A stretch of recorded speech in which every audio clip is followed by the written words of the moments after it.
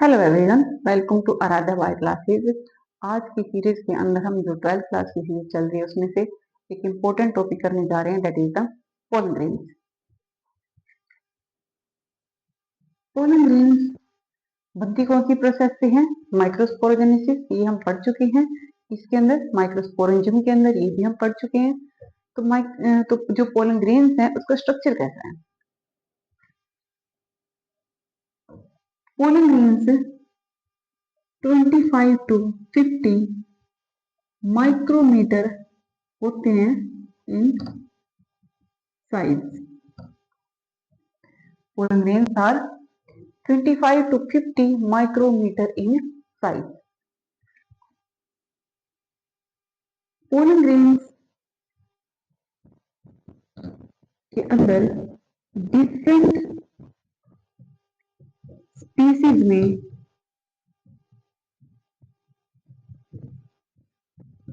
Different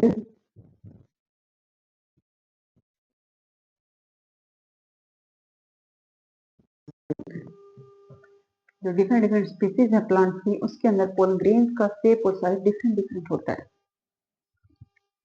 pollen grains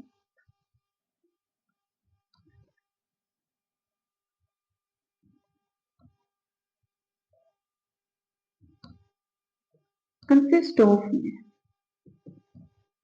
या covered by two layers. Grains are covered by two layers. दोनों important layer हैं। Layers देख लेते हैं कौन कौन सी। एक्साइन और इंटाइन। पोलन लेयर एक्साइन और intine. Exine and intine. The outermost layer of pollen grain is called exine. Outer layer is called exine. Exine is made of a strong chemical that is the sporopollenin. Exine जो layer वो किससे बनी हुई है? Sporopollenin से। उस sporopollenin till now there is no enzyme which can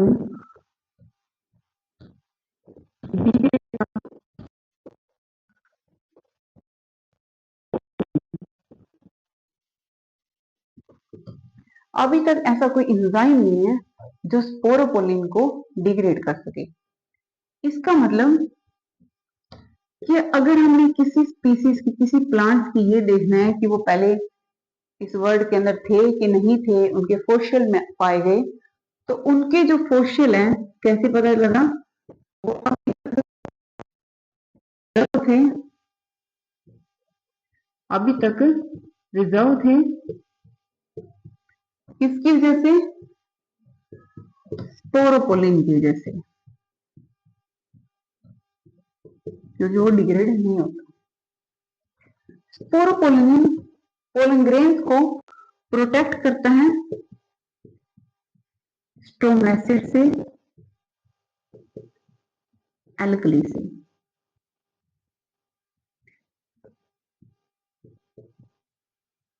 alkali से protect करता है। तो अगर मैं पोलन ग्रेन्स देखूं तो पोलन ग्रेन्स में जो आउटर स्ट्रक्चर है, आउटर लेयर है, that is called exine, and the exine is made of a chemical that is the sporopollenin, the strongest chemical which cannot be degraded by any enzymes. Degrade नहीं किया जाता था तो fossil में reserve रह जाता है, प्रिजर्व रह जाता है।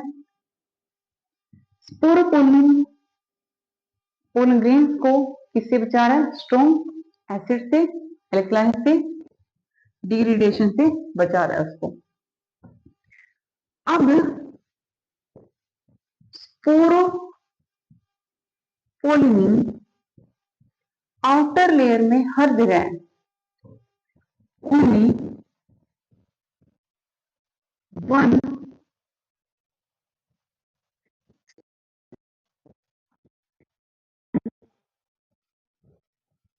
पोरोपोलिन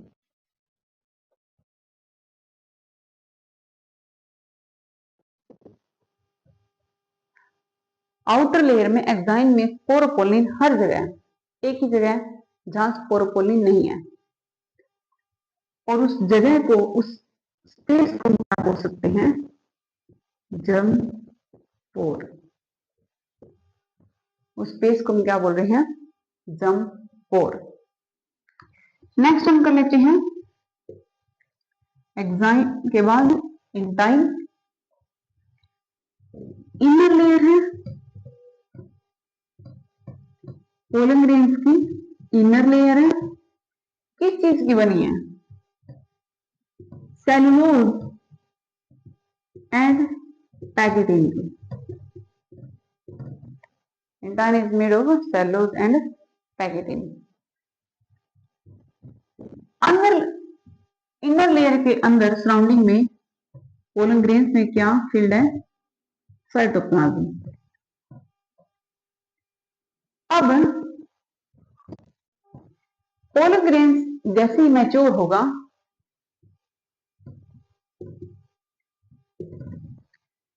न्यूक्लियस डिवाइड हो जाएगा, and the pollen grains get mature. The nucleus of pollen grain divided into vegetative cell and generative cell.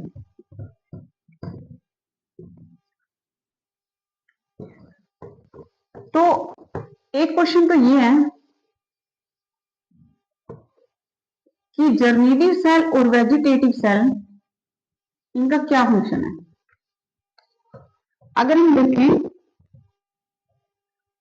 तो वेजिटेटिव सेल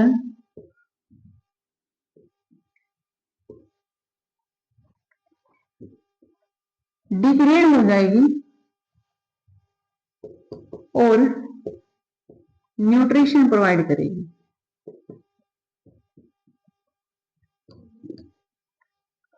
लेकिन जनरेटिव सेल माइटोसिस से डिवाइड करेगी और दो मेल गैमेट प्रोवाइड करेगी, दो मेल गैमेट प्रोवाइड करेगी। अब क्वेश्चन ये है कि जब भी pollen grains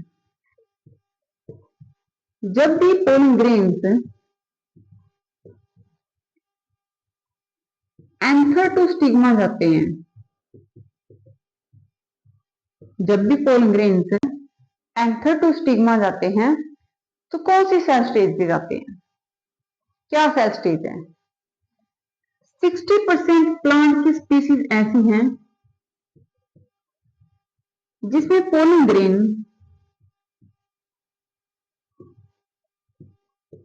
to cell stage पे सेड ऑफ हो जाते हैं। वर्ल्ड के जितने भी प्लांट्स हैं, उन प्लांट्स के अंदर जो भी एंजियोस्पर्म से प्लांट जो पोलन ग्रेन बनाते हैं, उनमें से 60% ऐसे प्लांट्स हैं जिनके पोलन ग्रेन माइक्रोस्पोरिंजियम से रप्चर होके, माइक्रोस्पोरिंजियम को रप्चर करके क्या करते हैं? माइक्रोस्पोरिंजियम को रप्चर करके टू सेल स्टेज पे सेड ऑफ हो जाते हैं। बच गए 40%। 40% pollen grains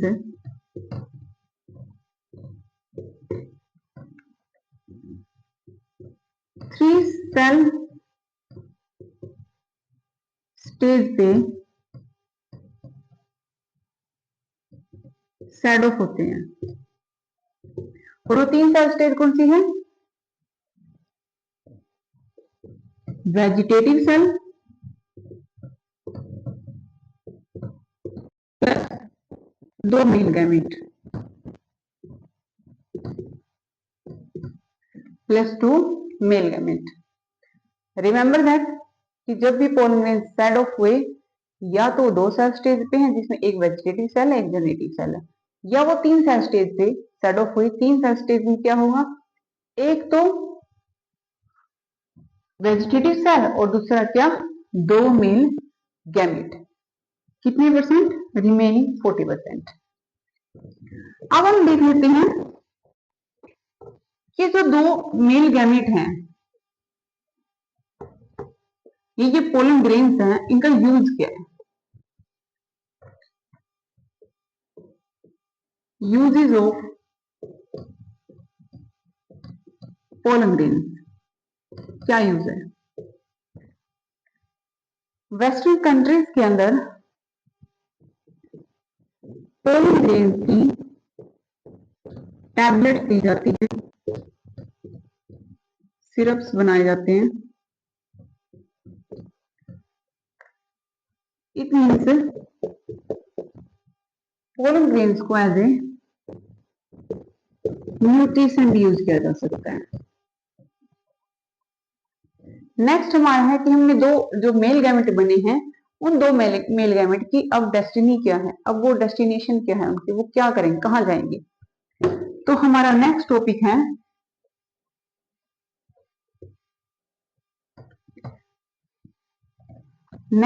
is double fertilization.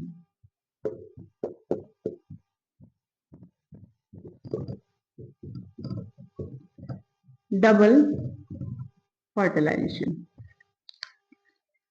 हम पोलन ग्रेन कर चुके हैं, और पोलन ग्रेन के अंदर हम अगर 3 सेल स्टेज भी लेके जाएं तो 3 सेल स्टेज के अंदर हमारे पास क्या है, 3 सेल स्टेज के अंदर क्या है हमारे पास, 2 मेल गैमेट और एक वेजिटेटिव सेल। और वेजिटेटिव सेल क्या काम कर रही है, न्यूट्रिशन प्रोवाइड कर रही है।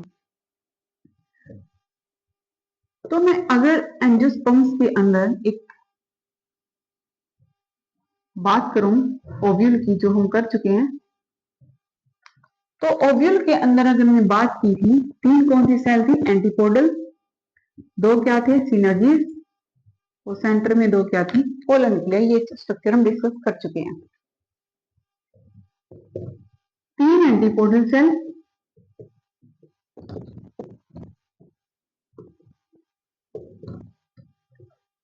2 पोलर न्यूक्लियाई, n+n आपको दिख भी रहा है, 2 न्यूक्लियस इसके अंदर, एक एग जो कि हैप्लॉइड है, तो क्या, सिनर्जिड्स।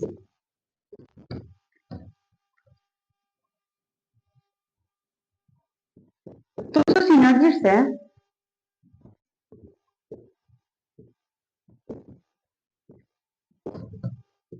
वो केमिकल रिलीज करेंगे, सिनर्जिस्ट केमिकल रिलीज करेंगे किसको डायरेक्शन देने के लिए,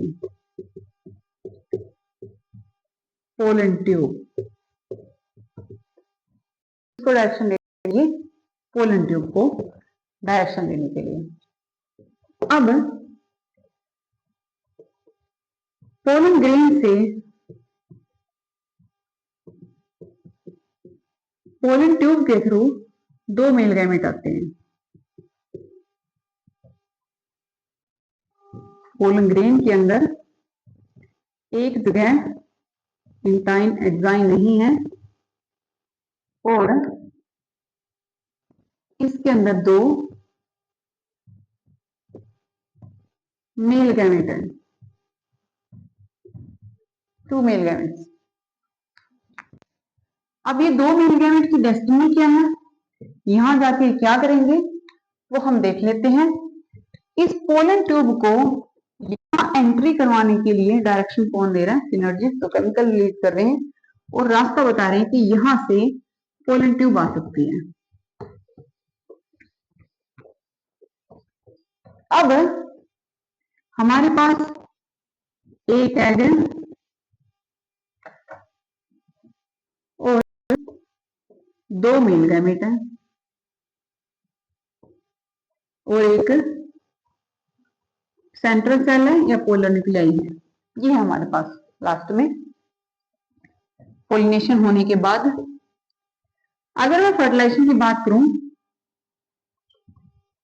तो फर्टिलाइजेशन होते टाइम एक एग जो हैप्लॉइड है एक मेल गैमेट के साथ फ्यूज होगा जो कि हैप्लॉइड ही है, और ये जब दोनों फ्यूज होंगे तो क्या स्ट्रक्चर बन जाएगा 2n, n प्लस n, जिसको हम क्या बोले जाइगोट। ऐसे ही अगर मैं पोलर न्यूक्लियाई की बात करूं, पोलर न्यूक्लियाई के पास ऑलरेडी क्या है 2n और एक हमारे पास क्या है मेल गैमेट। जब इन दोनों की आपस में फर्टिलाइजेशन होगी तो हमारे पास क्या आएगा 3n, तो इसको हम क्या बोलेंगे ट्रिपल फ्यूजन। ये जो फर्टिलाइजेशन कितनी बार हुई 2 बार, इसलिए इस प्रोसेस को हम क्या बोल रहे हैं double fertilization. That's why this process is called double fertilization. Zygote क्या बनाएगा एम्ब्रियो, लेकिन जो ट्रिपल फ्यूजन से जो सेल बनी है, ट्रिपल फ्यूजन की जो सेल है वो सेल आगे जाके क्या बनाएगी एंडोस्पर्म। Thank you.